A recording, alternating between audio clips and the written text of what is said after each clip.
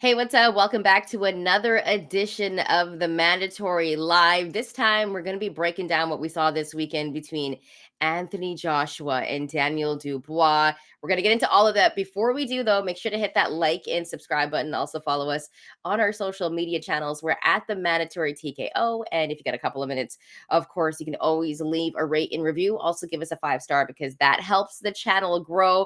And later on the show, we're also quickly going to touch on Jaime Munguia's great performance against Eric Bazinian, or as you heard on the broadcast, if you're watching, they also said another way to say his name. So Bazinian or Bazinian, whatever way you want to say it, whatever way is proper. I've been saying Bazinian. But nonetheless, I think the biggest topic, Bryan, coming out of the weekend is the fact that Daniel Dubois shocked the world and annihilated Anthony Joshua. I mean, I can't even count how many times Anthony Joshua hit the canvas, and some of the times they weren't even counted. But we're going to get into all of that. Your thoughts, first off, on just what we saw between Daniel Dubois and Anthony Joshua. Going into it, we made our bets, we made our picks. You were really feeling the upset in this one, and we talked about how it was possible throughout the show on our preview show. Daniel Dubois gets it done. And really, what we talked about was the trend upwards for him. But your thoughts on the performance? Because if anything, he didn't just shock the world, he destroyed Anthony Joshua. I think that, well, first of all, did have over 1.5 knockdowns, did put a little something on Daniel Dubois to win by knockout, technical knockout, as you I had the mentioned. same, yeah. As you But I mentioned. only sprinkled like $5 on Daniel Dubois for the knockout victory. But still some good funds that came back, which I lost the next day in football, but nonetheless. Plus 650 on that upset. Hustle Man, who's in the comments, says that and he did say this last episode. Hustle Man, he's called some things, as we mentioned on the show. I think someone called the upset Dubois knocking out Joshua. So this is pretty damning for Anthony Joshua for obvious reasons. Now, he came out and said today, he sounded great, right? Like he was being mature about the loss, more mature than he was after the Alexander Usyk loss. I don't particularly need fighters to be mature, so I'm not saying this from a sportsmanship perspective. I could care less, but I think that that's a positive sign. I think what's interesting is the positive reaction from people and saying like, oh, he deserves to be a champion. He deserves to come back. That, and third. And it's like, wait, why aren't you shitting on him like you do all the other fighters that lose by knockout in embarrassing fashion? Like, I don't know why is it that Anthony Joshua continues to be handled with kid gloves from some people, and then probably overly hated by a bunch of other people. Like, it's so interesting because he draws strong reactions out of people, and this is something I talk about a lot, or have talked about a lot lately, as it pertains to certain fighters like Edgar Berlanga. Very divisive in terms of how fans receive him because people love him or people hate him. For other reasons, this has happened with people like Clarissa Shields and Amani Khalif, for example. But with Anthony Joshua, it's the same thing. So I think I don't know if he's going to be heavyweight champion ever again. There's probably a way he can backdoor it because boxing is boxing. So I'm not going to say never, but and we'll talk about the Daniel Dubois piece of this more. There's two heavyweights in the world that have titles, and they're Alexander Usyk and Daniel Dubois. Daniel Dubois can, we said, if he wins, he can get whatever he wants. And I do wonder what's that going to look like, because it was a sensational performance. He stood up to Anthony Joshua, who tried to little man him in the build up to the fight, and he knocked him the fuck out. He knocked him down, I think 4 times that counted, as you mentioned. I felt like there could have been a fifth. There may be only 3. I don't know, but he knocked him down and then put his lights out. Like, it couldn't have been a better night for Daniel Dubois, who I think took 1 or 2 big shots the entire fight. You know, I think the fashion that Daniel Dubois did it in was the most impressive one, because even coming into that fight, there was so much hype on Anthony Joshua. Like, a lot of people were thinking Anthony Joshua was going to run through Daniel Dubois. That wasn't the case. And we saw the trend upwards. Daniel Dubois had a different type of energy about him. But I didn't think it would go down like that. I didn't even know what Anthony Joshua's game plan was. After, I thought he was going to be knocked out in that first round. It did not look good Yeah. for Anthony Joshua at all. And for Daniel Dubois, like you said, I don't think the night could have gone better for him. There was a few knockdowns that weren't even counted for Anthony Joshua. He did not know where he was in the 4th round. He didn't know where he was. I was surprised, Bryan, that number one, he got through the 4th round and that the fight wasn't stopped before that because it was bad. This was a fight that could have been stopped way earlier. So, just in that fashion, when you mentioned a lot of people saying, well, Anthony Joshua deserves to be a champion, you only deserve to be a champ when you win. You Right. got knocked out and it was embarrassing. Now, the one thing that I did like, he didn't act immature. Right. I hate that sometimes they interview after they get knocked Losses. out. I hate that, right? Yeah. Because not all there. But I thought Anthony Joshua had a pretty good post-fight interview. But nonetheless, it kind of brings up the question, and everyone's been talking about this, Bryan, is should it be a wrap for Anthony Joshua? Should he hang up the gloves at this point? Because losing in this type of fashion, I mean, it wasn't just that he got knocked down once and then got knocked out. No, this was a fight that should have been stopped before. He was all over the place. I don't even think he knew where he was at one point. And that final knockdown, I don't know if he was trying to pull a breakdance move, but his body was on the ground, his legs was trying to come up in the air like he was out of it. And it just looked terrible. And to be honest, I wish they would have stopped the fight earlier. Like that's how someone can kind of die in the ring. Yeah, I mean, yeah, if you want to get to that level about it, I mean, all right, let's do the retirement thing real quick because that's interesting, right? He's not going to. So this is just more of a what if. But I think it's important. So if he retires today, or if he retired today, because he's not going to, he'll be 35 years old, by the way, the next time we see him in the ring. Like that's another sneaky part of this is Anthony Joshua's been in our lives for a long time. Long, long time. He's been a pro for over 10 years, and he was a well-established and accomplished amateur boxer before that, right? This is how he entered with so much hype because he won gold in the London Olympics in 2012. He won gold in London, where he's from, in 2012. Like this is why he entered with so much fanfare, quickly rose up the ranks, ended up getting the British Commonwealth and Let's European not forget heavyweight about the championships. knockout streak. Like he had a Yeah. crazy knockout streak as well. And I think that's another thing about Anthony Joshua, the Olympics. It was in London, being in the UK, the heavyweights. There's a lot of cachet that came behind Anthony Joshua's name. And sorry to cut you off, but you kind of mentioned earlier, like, why do people give him a free pass? Because Anthony Joshua will sell out Wembley. He'll sell out places in the UK. It doesn't matter what his record is. People love him. People love him and people love to hate him.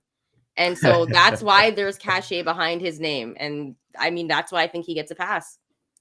28-4, 25 knockouts. He probably gets into the Hall of Fame first ballot. Like he probably just gets right in if he were to walk away right now. And part of that is look at who he beat. Like older Vladimir Klitschko, but he still beat Vladimir Klitschko at a time where like Klitschko, lost Tyson Fury in an underwhelming bout. Like there's a trend of Tyson Fury beating guys and then Anthony Joshua beating them way worse right after the fact. Otto Wallin, Francis Ngannou, Vladimir Klitschko, all the way back when. Like there are a lot of high profile fights. Like even before he won a world title, the fight with Dillian White was massive. It was massive in the UK, especially. But like, I was jacked up to watch that fight out here. I was still in college at the time, and I was like, "Yo, I can't wait to see this," because I've been hearing about both. They were billed as rivals because they had disliked each other for a long time, or whatever the case may be. So I was interested in that. And Anthony Joshua got rocked in that fight. It was a back and forth fight until he ended up getting the stoppage. And by the way, his stoppage in that fight was great, and that's what ended up elevating him to fight Charles Martin for a title. So throughout the course of his career, if you look, there's just big fight after big fight after big fight. There's a resume there that I think people, will take note of. And then you have like, eh, he got his ass whooped in all of his losses. Like none of his losses were particularly close. That's the other piece of this. And now against Daniel Dubois, like the knockout itself was rough because you see him throw that uppercut. And Daniel Dubois, my God, like the way he timed this, his right hand gets there as Anthony Josh was throwing his right uppercut, and Anthony Joshua's left hand is all the way down, like by his waist, like not at all keeping his hand, his offhand by his chin. And Daniel Dubois times it because the shot before, Anthony Joshua did something very similar, where he throws the right hand, his left hand is all the way low, and then Daniel Dubois reads that, and then it's like, all right, the next time you try to throw something with that right hand, I'm going to make sure I land on you first before you can do that because you're not guarding yourself. And he didn't. So, like, as great as Anthony Joshua's career has been, he's had a lot of flaws. This is why I spent all those years saying, hey, I think Deontay Wilder would knock him out, even though Anthony Joshua's a better boxer, because Deontay Wilder could find his chin. And I think this, to some degree, reinforces that. And we had a comment earlier. I'm going to put it up right now as I'm wrapping this up because I've been talking for too long. Thank you for the comment. Adari Pennant, I want to say that's how you pronounce it. Let me know if I'm wrong. But I would still like to see Anthony Joshua versus Deontay Wilder. Now, I would not, because I think Deontay should actually retire. He's older. He should actually retire. But I do think that if people heard that the fight was being made, I think they would come out for that. I think a lot more people would be intrigued than they let on because they're both at the stage of their career where it's like, hey, loser leaves town time, Yeah, when it comes to retirement, obviously Anthony Joshua's not going to hang them up, but I've said this before on this show. He has the best heavyweight resume. You take a look at that resume and it goes back starting from Dillian White, going to Charles Martin. And that's when he really, really gained to pick up speed. The Vladimir Klitschko fight, he was knocked down in that fight. And that was the passing of the torch. But he also beat Alexander Povetkin, Kubrat Pulev. He was in the ring with Alexander Usyk twice. Despite the fact of not winning, he was still in the ring with them. He lost to Andy Ruiz. That was the big upset.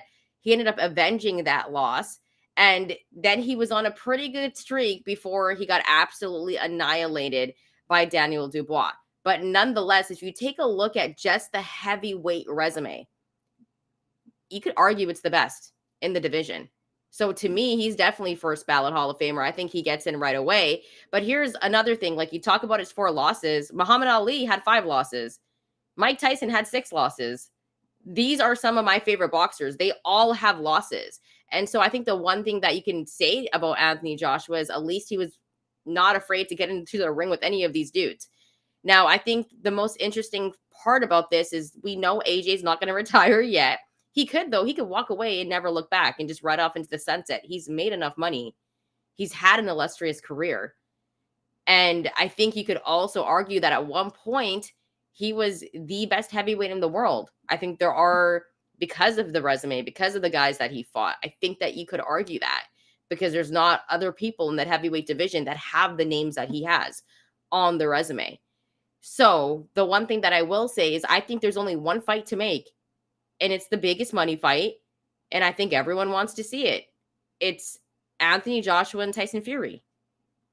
That is the fight to make. I don't know what's going to happen in Usyk and Fury's rematch. I would probably take Usyk again, like I did the first time. But I still think there's a path for Anthony Joshua and Tyson Fury to have that money fight. I know there's going to be a rematch with Anthony Joshua and Daniel Dubois, but it wasn't even a close fight. I hate that. I hate when there's a rematch. Is there going to be a rematch for sure? Apparently, there's a rematch clause. So I'm guessing they would take that rematch clause. And I think Eddie Hearn was talking about that as well. But the Eddie narrative Hearn will make sure that Anthony Joshua gets a rematch, even if there's no rematch clause. He's going to make sure of that. Yeah. But he's not going to make sure Devin Haney gets a ticket to the fight. But I think Tyson Fury one is interesting. But like, if Tyson Fury beats Alexander Usyk, they should just do that a third time. If Tyson Fury loses to Alexander Usyk, yeah, I think Fury versus Joshua is probably the fight to make. Although I've never, ever thought that Anthony Joshua would beat Tyson Fury. But you know what? Tyson Fury has been in so many wars as well. He's never lost in the fashion that we just saw AJ losing. Never. But at the same time, like I said, my favorite boxers have L's. So I would never knock Anthony Joshua for having those L's, and because I take a look at his resume and I could still argue that it's the best. Like, I think as long as Usyk continues to dominate in the heavyweight division, his resume is only going to look better because he cleared out the cruiserweight division. And then you already have Tyson Fury and Anthony Joshua on your resume. Like, that's crazy.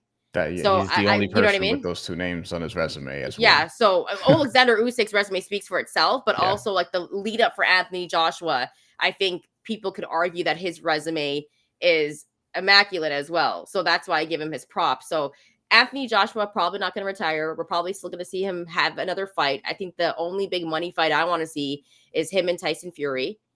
And that's it. He could ride off into the sunset after that. Will we see Anthony Joshua take another fight before then? Maybe a rematch with Daniel Dubois because there is a rematch clause. But other Mm, than that, I don't know. I don't want to see it. I would not look forward to him and Deontay Wilder because Wilder, to me, in his last fight, that was tough to watch. yeah.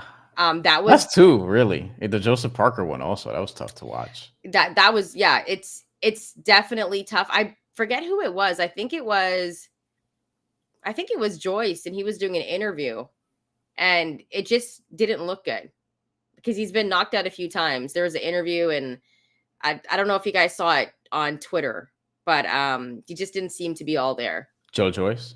Yeah. Yeah. And it was really really tough to see, but and that's why I said I think the fight with AJ and Daniel Dubois should have been stopped earlier. But let's get to some comments before we move on, Yeah. Brian, because we are going to get into what's next for Daniel Dubois, but there's a bunch of comments, so we got to get to them. Let's go to our good friend of the show, Jesus. He said, I called it Dubois TKO. It didn't happen in the 12th round, but I mean, listen, the stoppage happened and Daniel Dubois got it done. Also, Jesus, we are going to get into this. Munguia and Bazinian was trash. Both are horrible. I thought it was actually a really good, entertaining fight. We're going to get into that later. Yeah, what? Yeah, Come Jesus, on. like just hating for no reason. Woke up to hate. By the way, on the rematch clause front, Frank Warren, because I mean, when are Frank Warren and Eddie Hearn gonna ever say the same thing? But Frank Warren is saying, and this is Daniel Dubois' promoter for people who may not know, is he's saying that Daniel Dubois is not contracted to take a rematch, but he would still welcome a second fight, which is basically to say we don't have to do this, but we will because we can make a fuck ton of money, and we think Why Daniel not? Dubois could knock him out again. Yeah, which which Like, which makes a lot of sense. Let's go to our good friend of the show, Hustle why do Man. I still think Anthony Joshua might be a slight betting favorite for that second fight, at least to open, and then it'll just get bet down to I don't know. Dubois winning. I don't think he would be a He favorite shouldn't after be, his. but I don't think so. I don't think it will be spread out where it's like Daniel Dubois is like a -500. No, I don't think it's going to be like that. I I think can it's see I it getting should. bet up to that point. A lot of I people think saw that knockout. yeah. I mean, we'll see how it is, but I don't think it'll be that wide of a margin at least. Can heavyweight boxing be popular as NFL basketball, baseball if it was pushed properly in America? I Oh, still think I love big picture heavyweight questions. fights bring out everybody, like the celebrities. Like when you take a look at the fights that happen in Vegas and the stars that it brings out, I think it is. I think it's that event that people look forward to. I think the problem, because let's actually leave this up for a second. The problem is because you're speaking about. Hold on, this is actually a different comment, but we'll read this one. There's a lot, much more better qualities of heavyweights now than the Klitschko's era. I do think that the heavyweight weight class is deeper and more interesting, which is going to lead us to the Daniel Dubois conversation. Because if you extrapolate from there and go to like the other options in the weight class, like there are a lot of interesting names who can start fighting each other. Like the heavyweight weight class is not like it's not like awesome in terms of there are a bunch of unbeatable guys, but we don't want that anyway. We want guys beating each other. And there are legitimately like good heavyweight after, and then you get to interesting heavyweight. So can heavyweight boxing be popular, basically as like other major sports in America, basketball, football, baseball is more regional now, but still, if it were pushed properly? And I would say the simple answer is not until you get more American heavyweights fighting at a top level, because the most exciting heavyweight in boxing right now is Richard Torres Jr. Probably, who's a prospect who we both love and have had on this show before last year. We will, attempt to get him again.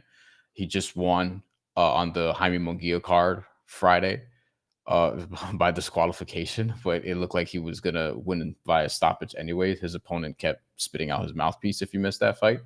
But if you're looking at just sort of heavyweight boxing in America, like older commentators and historians would talk about, we're losing heavyweight champions to football, because as football started gaining popularity, a lot of the guys who you could convert to boxers, because back in the day it was more common for a former football player to become a boxer, a lot of those guys will just stay playing football and be really good at it.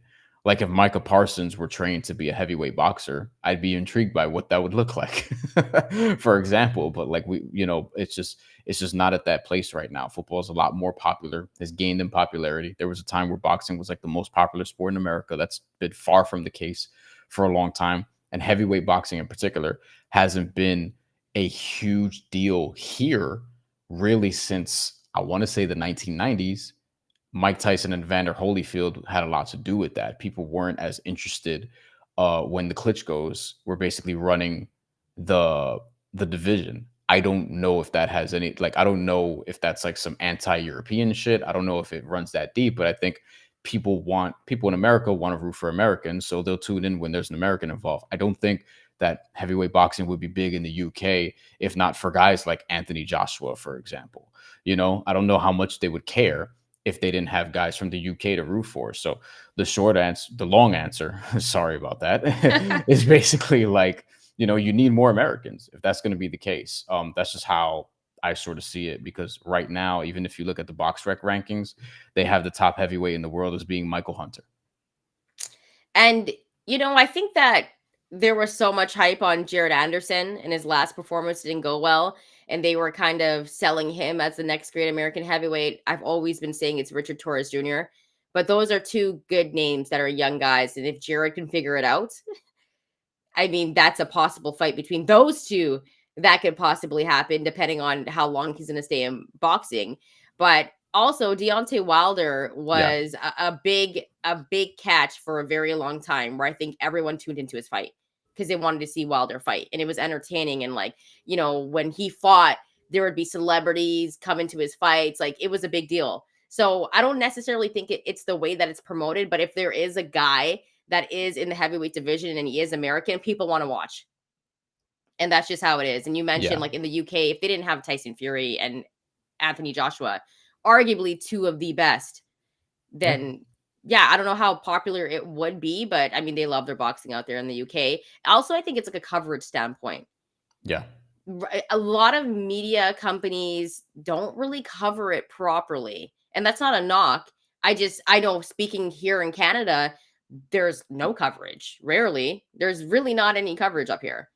It's Yeah. and I was telling Brian, like, on the weekend, and I guess I shouldn't be saying this, but it was on cable for the first time, like, in a long time, where I saw a top rank card on, like, regular cable. Yeah. And Yeah. I was like, whoa, like, when does this happen? Like, what, like, even Inoue's fights weren't on regular cable, and it should have been, because Right.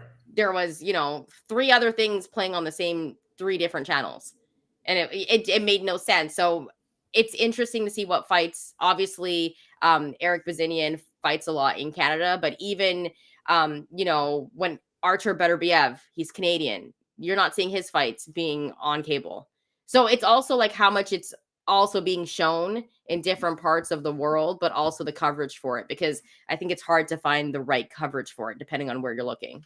Yeah, and you brought up Deontay Wilder, and I should have, quite frankly, because I've defended him for years. But I think a big part of this is Deontay Wilder also came with a lot of scrutiny, because while he was winning fights by knockout after knockout after knockout, a lot of people were being like, "Hey, this guy's not that good. He can't actually box. He can't do this. He can't do that." They were nitpicking him. You have other people covering it, being like, "Hey, remember when we used to know who the heavyweight champion was? Now we don't know who the heavyweight champion is. If Deontay Wilder walks down the street, you can't even pick him out. He looks like an NBA player." Like, he just came with a lot of scrutiny. He just came with a lot of criticism.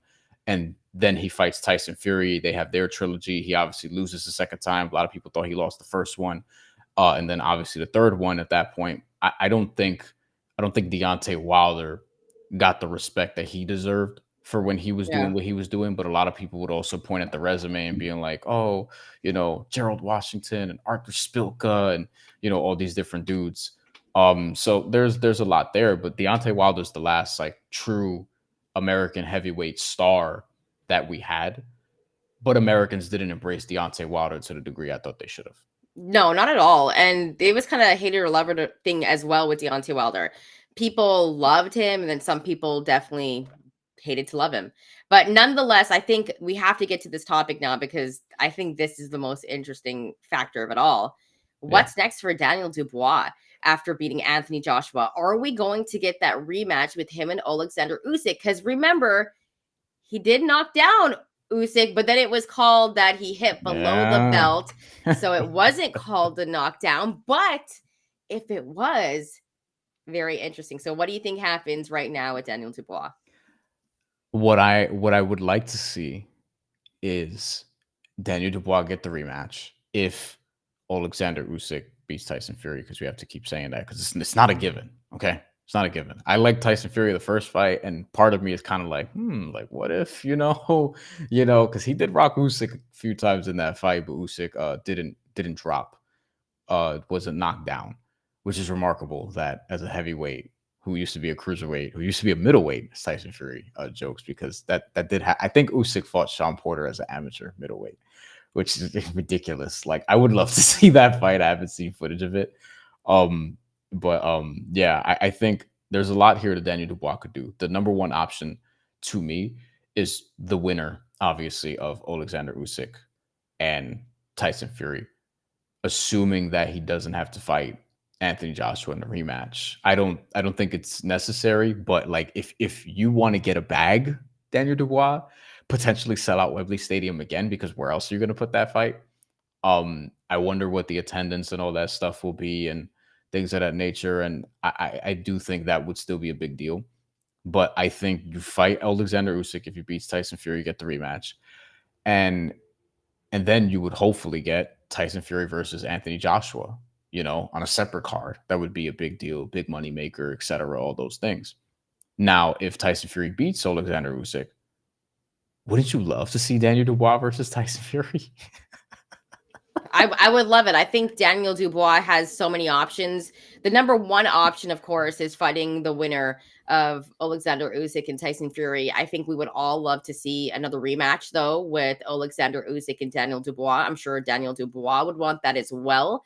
And I also think that there's some other names, like if he doesn't have the rematch with Anthony Joshua. But if I'm Dubois and I'm thinking about business, I'm taking that rematch with AJ because Usyk still has to fight Tyson Fury. I'm going to keep busy and I'm going to take that rematch. Then I'm going to fight the winner of Usyk and Fury.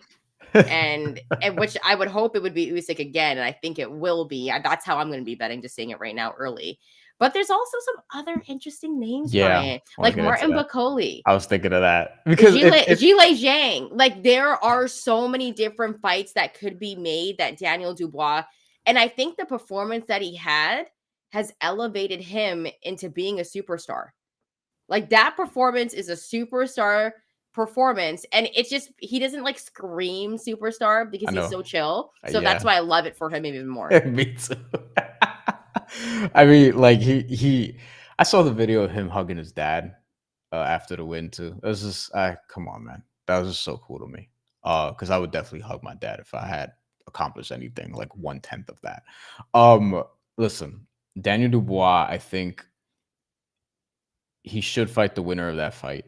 But since it's September and we're not going to see Usyk Fury 2 until, is that December or is it November? I think it's December again.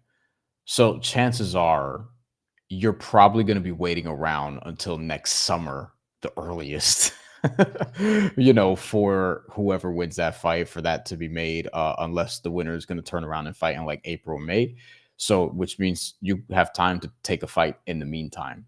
If it's not Anthony Joshua in a rematch, which if I'm Anthony Joshua, I get it, but like, for health reasons, do you really want to run into that rematch? Like the streak that he just went on. Okay, cool. Like, by the way, Jesus, superstars could have many flaws in this sport in particular. Like a lot of these dudes have flaws. The only flawless boxer is probably Terrence Crawford. Maybe now in a way, though we've seen him get dropped as well.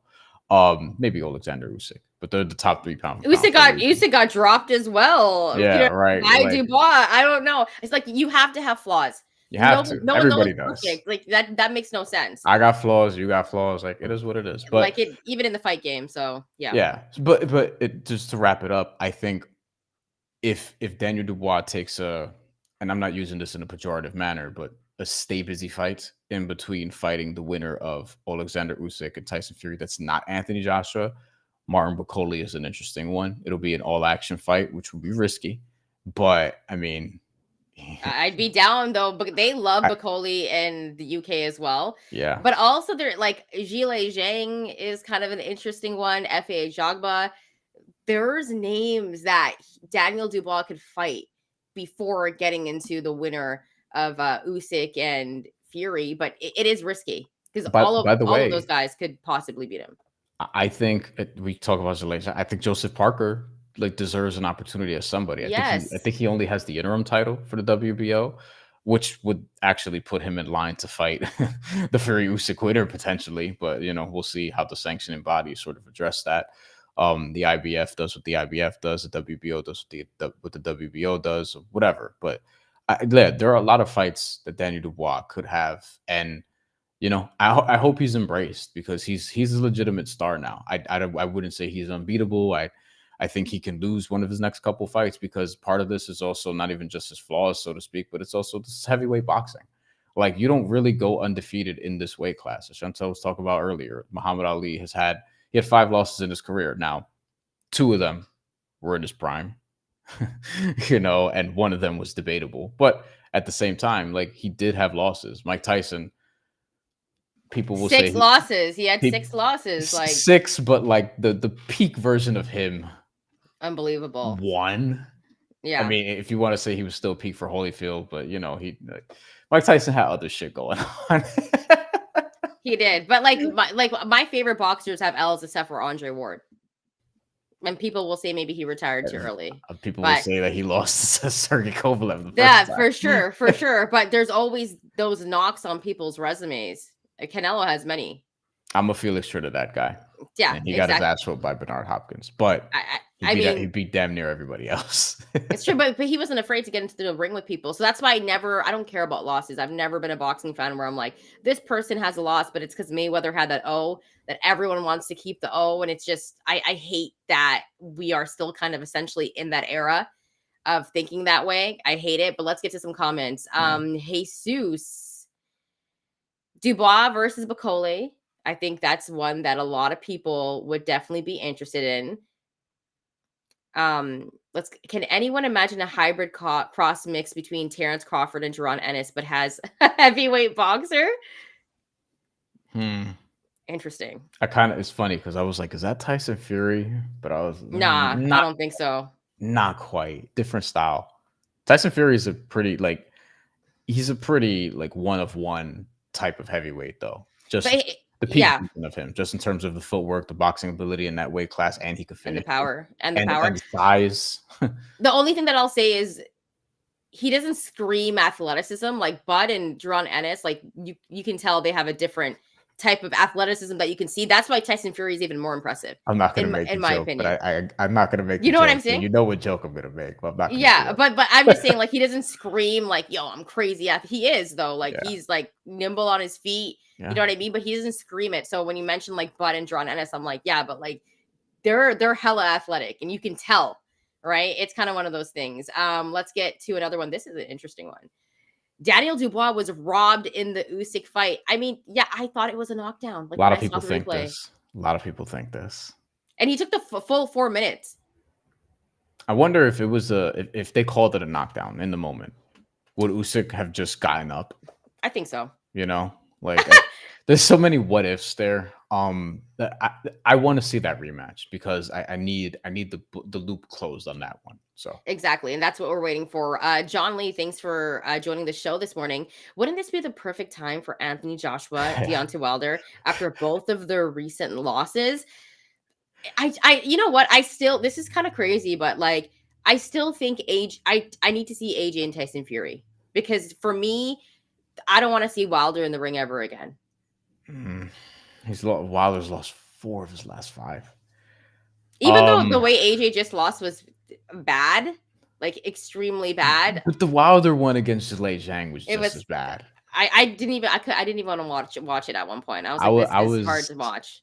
yeah, I It was was tougher than watching Triple G's last fight for me. Oh yeah, because Triple G never got dropped. Like It was Wilder's at Wilder's peak, like right before the Tyson Fury fights, and I still think he was at his peak in the Tyson Fury fights. But you see where I'm going here. Like I I I was stunned that he even got dropped just because I was like I wasn't particularly because we've seen him take some shots before that. I was like maybe he has a little bit of a chin. What worried you was like him getting hit, not actually him getting dropped, and then he just now forget it. Like I think Wilder might be too shot for that. I still think though, if they fought, like I might bet Wilder by knockout.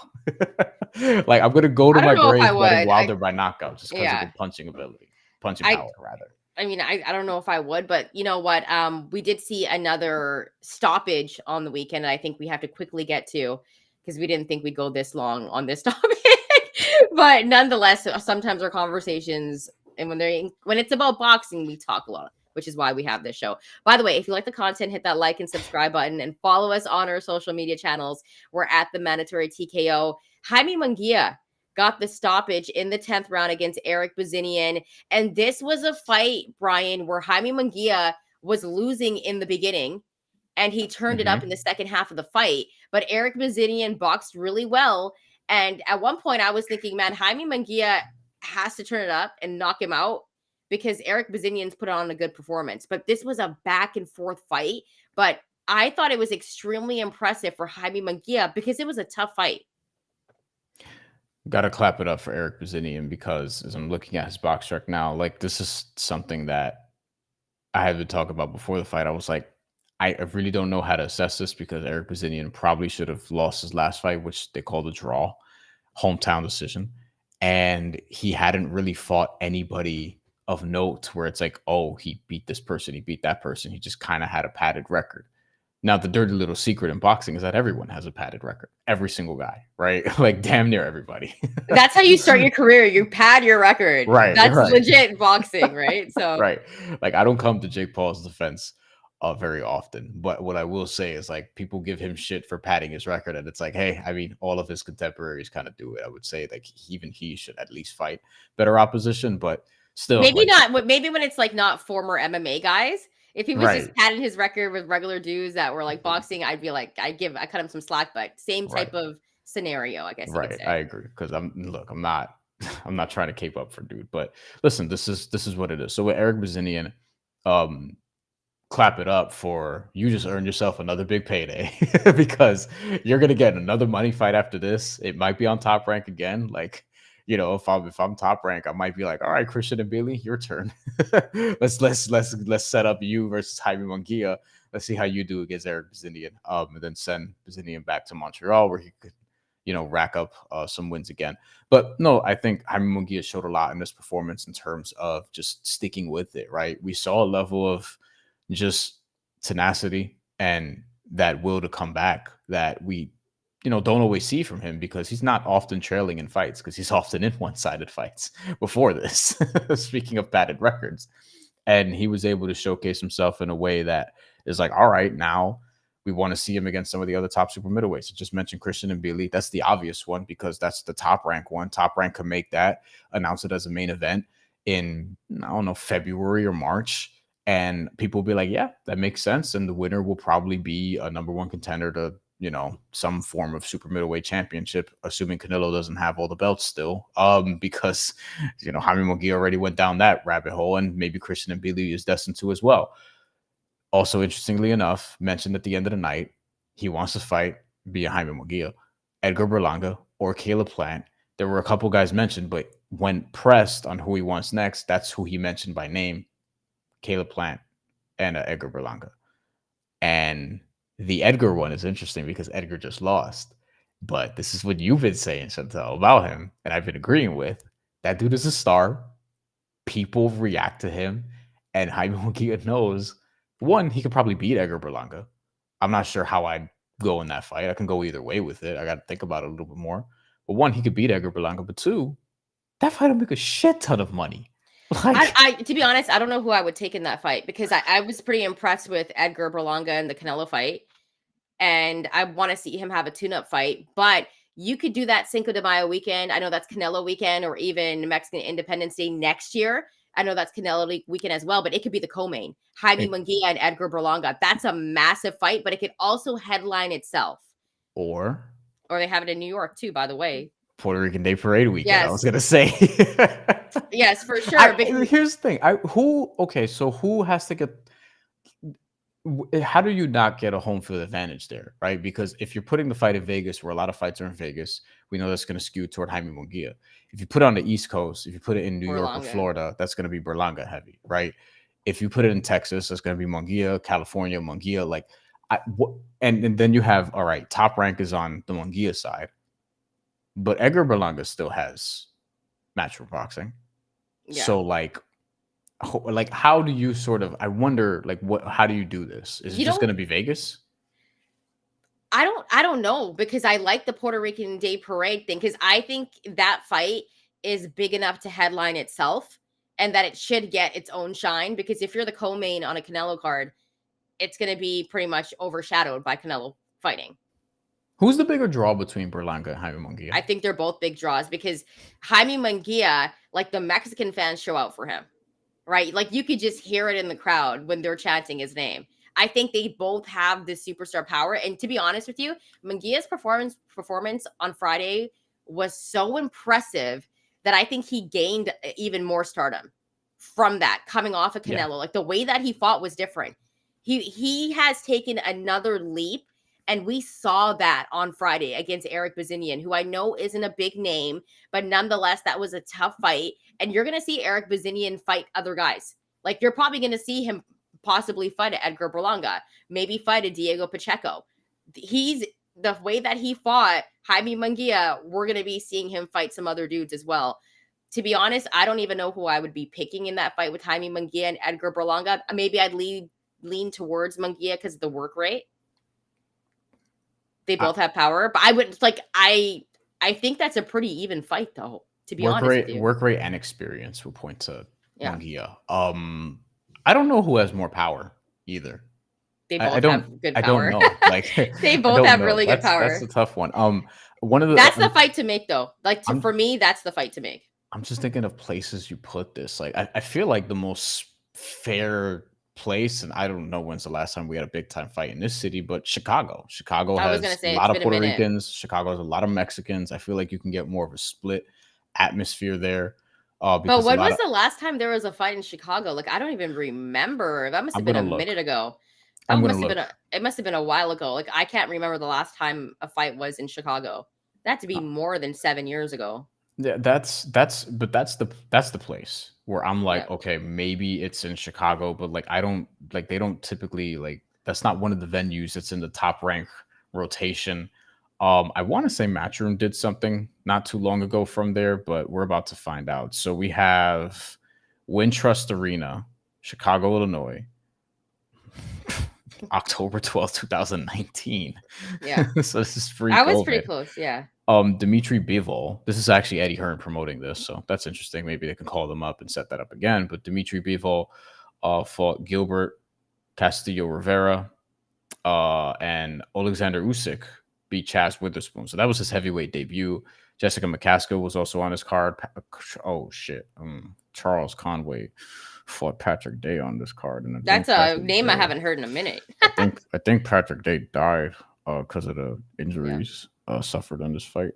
Moving right along, that wasn't awkward. Anthony Sims Jr. was also on this card as well. So like, there were some names on here, and that was the last time. But I do remember like Wintrust Arena being in the rotation for a while. But after that, you go to 2017, and then there were a lot of fights in Chicago, like on TV in 14, 15, 16, 17, like the mid 2010s, mid to late 2010s. But yeah, there hasn't been one for a minute. So I think that's where I would look, honestly. But I think that would be fair, but I think it either happens in Vegas or New York. I guarantee you. Those are the only two spots where I think Cali. it happens. I think Cali too. Yeah, but then you gotta also think maybe it could happen in Arizona, which I think would be a very heavy Jaime Munguia crowd, which is where they had that Top Rank card. But I think I love the Glendale fights. I love it. If I'm Edgar Berlanga, I don't do it next, because I try to get a win first. Yeah, I think Top Rank would want that anyway, to like build the fight up more. There's some good names that Edgar Berlanga could also face. Eric Fight Eric. Bazinian. That's the one I was thinking, right? Would it be a tough fight? Eric Bazinian, but also fight Trevor McCumbee, someone who just Yeah. fight one of these dudes that just lost to somebody you're chasing and I try to guess beat them in better fashion. so. Here's the thing: Caleb Plant is such an interesting name in this division because I think both guys want to fight him. I think the storylines for Edgar Berlanga and Caleb Plant are even far more interesting because they go back and forth quite often. But I think Edgar Berlanga, there's a path for him as well where he could have a tune-up fight, Trevor McCumbee, Eric Bazinian, and then possibly fight a Caleb Plant and then a Jaime Munguia. Like Edgar Berlanga has a chance to make money fights. And it's exciting for him, but I think we all kind of want to see Jaime Munguia and Edgar Berlanga. And the one guy waiting in the shadows for me is Diego Pacheco. Diego Pacheco. And Yep. I would take him to beat both Jaime Munguia and Edgar Berlanga. He needs to build up his resume a little bit more though and stay active. But this division is very interesting.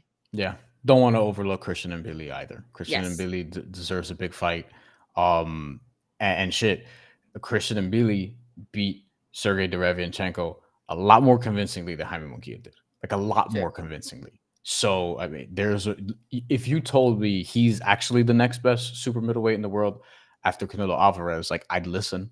Yeah. I don't know if I agree. I might. I'd listen though, because I would say that the flaws with Jaime Munguia and Edgar Berlanga are more obvious than the ones from Christian and Billy, but we haven't seen Billy be pushed. Not to be fair to Jaime Munguia, and granted, it wasn't that far removed, but he fought a better version of Sergey Derevianchenko, who's older and has had wars and has had a lot of close fights. Like, let's see Christian and Billy in another fight. But yeah, all these guys should fight each other. That just comes back to that. And I think, but if I'm like the czar of super middleweight for a second, like the fight that I would want to be making the most and setting up the most, Edgar Berlanga versus Jaime Munguia, because you could actually sell Puerto Rico versus Mexico in a balanced way, like in a real way, not like Canelo versus Berlanga, where it's like, we know Canelo's going to win this fight. Stop it. You could argue it's a 50-50 fight. You can. You can. That's how good of a fight that would be. And what we want to know is drop your comments. We want to know who you want to see Edgar Berlanga fight next, who you want to see Jaime Munguia fight next. Is that the fight to make? Munguia and Berlanga? Let us know. Drop some comments below. Also, make sure if you like the content, hit that like and subscribe button and follow us on our social media channels. We're at The Mandatory TKO. Brian, we always went for a full hour. We said we weren't going to do that before we hopped on. But once we get talking boxing, we keep on going. Is there any final thoughts before we get up and out of here? Yeah. We'll see what happens in the heavyweight division, super middleweight, things of that nature. I am planning on going to the Michaela Mayer, Sandy Ryan / Bruce Carrington / Xander Zayas card that's going to be at the MSG Theater this weekend. So looking forward to that. Unfortunately, the main card is going to be at like 10:30 p.m. on a Friday night. So not great in terms of timing. Good on the West Coast. Good on the West Coast. Some interesting fights this weekend with that. Alicia Baumgartner's back in the ring. I think she's fighting Delphine Persoon. So a lot of interesting fights this weekend. Next weekend, Nick Ball. And our next post-fight live show, we are planning to do one for Artur Beterbiev versus Dmitry Bivol, which is October 12th. Till then, we'll have these lives weekly, but that's the next post-fight live show. That's what we're targeting. Although I'm very excited for Nick Ball versus Ronnie Rios. We won't do a live for that one. Yeah, there's some definitely some good fights coming up. Once again, if you rocked with us this morning, if you dropped a comment, thank you so much for hanging out with us this morning. We have one more at the buzzer here. Ooh, Big Surge. Who always brings heat, front of the show. Yes, I think Berlanga and Munguia both stop Plant. Wow, okay. Plant gets dropped super fast. He did against Trevor McCumbee. Not sure if he has balance issues, but he goes down too quick. I think Canelo dropped him. I think Caleb Plant's like a live dog though in both fights. Like Caleb Plant, I don't think he's a dog. I think he's favored against both guys. Really? I think after their performances against Canelo, even though all three guys have lost to Canelo, listen, I don't know. I think Munguia and Berlanga might get favored over a Plant. Or it'd be very close. It'd be very close. It'd be like minus like 154 and a plus like 120 or something like that. You know what I mean? It'd be very close.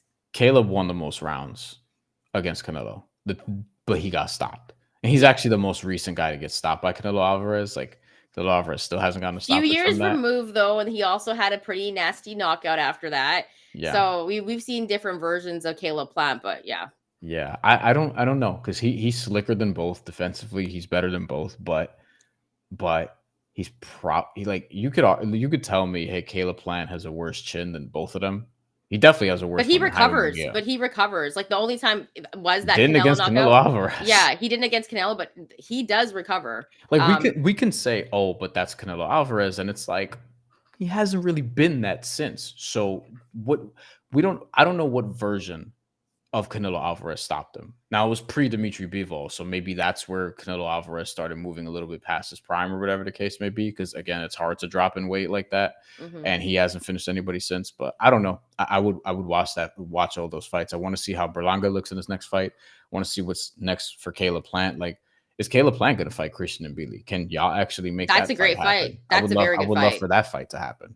Because I'm not sure Caleb Plant beats Christian Mbili just because Christian Mbili is on a run right now. Like that's a tough one to also assess. I would want to But that think would more be about Christian that Mbili's. That would be his toughest test yet easily. to fight a guy like Caleb Plant. So Hmm. that's a fight that should be made because I think Christian Mbili.